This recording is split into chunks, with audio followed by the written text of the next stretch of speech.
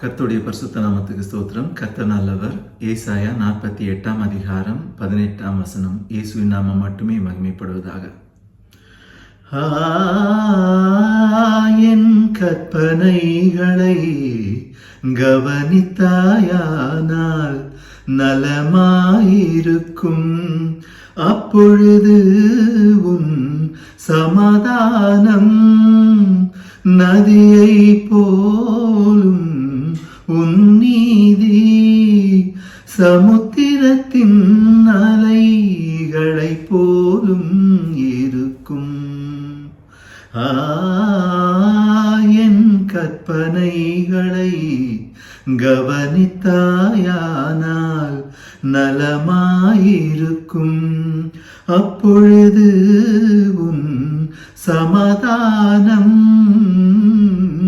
நதியை போலும், உன் நீதி சமுத்திரத்தின் அலைகளை போலும் இருக்கும். கர்த்தர் நல்லவர்.